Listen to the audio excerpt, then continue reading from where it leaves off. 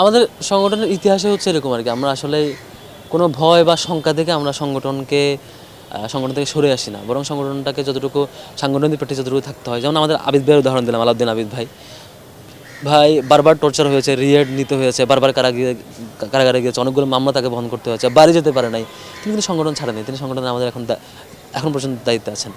তো এভাবে করেই আমরা আমাদের যতই চ্যালেঞ্জ আসুক না কেন, আমরা যেহেতু একটা সৎ এবং দক্ষ নাগরিক তৈরির উদ্দেশ্যে কাজ করে যাই, আমাদের ব্যক্তি স্বার্থের ঊর্ধ্বে এসে আমরা কাজ করি। এখানে কোনো দায়িত্বশীল বা জনশক্তি ব্যক্তিগত স্বার্থ বা নিজের কিছু এস্টাবলিশমেন্ট নিশ্চিত করার জন্য এটা করে না।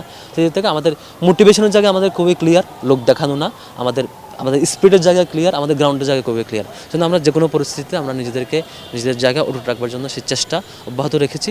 সামনে ভালো কিংবা সংকটে সব জায়গায় আমরা আমাদের সেই চেষ্টাটা চালিয়ে যেতে পারবো। এনজিওর কিস্তি প্রথমবার বিকাশ পেমেন্ট করলেই 20 টাকা ইনস্ট্যান্ট ক্যাশব্যাক।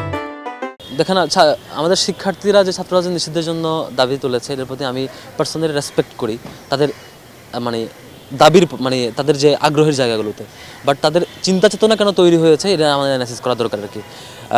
ফেসিবাদ এই সময়টাতে ছাত্র রাজনীতির যে রূপরেখা সে দেখিয়েছে যে হলে উঠতে হলে আমার পিছনে ঘুরতে হবে, আমাকে পাহারা দিতে হবে, প্রোটোকল দিতে হবে, নেতার পিছনে ঘোরা লাগবে, সিটে থাকবেন কি থাকবেন না এটা ছাত্রলীগের বা ছাত্র সংগঠনের প্রতিনিধি ঠিক করে দেবে, আপনি কথা না শুনলে পিটায় বের করে দেবে। এই যে ফ্রেমওয়ার্ক, এই ফ্রেমওয়ার্কের রাজনীতি নিঃসন্দেহে শিক্ষার্থীরা চায় না। আর একই সাথে আমরা যে রাজনীতির প্রস্তাবনা দিচ্ছি, এই প্রস্তাবনা শিক্ষার্থীরা নিঃসন্দেহে চাইবেন বলে আমরা বিশ্বাস করি। এটা ডায়ালগ হতে পারে, আলাপ হতে পারে, শিক্ষার্থীদের মতের মাধ্যমে সিদ্ধান্তটা আসুক, সেটাই চাই। আমরা চাই যে ছাত্র রাজনীতির নেতা বা কর্মীরা কখনোই কে হলে থাকবে কে থাকবে না এই সিদ্ধান্ত দিবে না। রেদার এটা হল প্রশাসন তার প্রাতিষ্ঠানিক সকল সিদ্ধান্ত সে তার মতো করে বাস্তবায়ন করবে।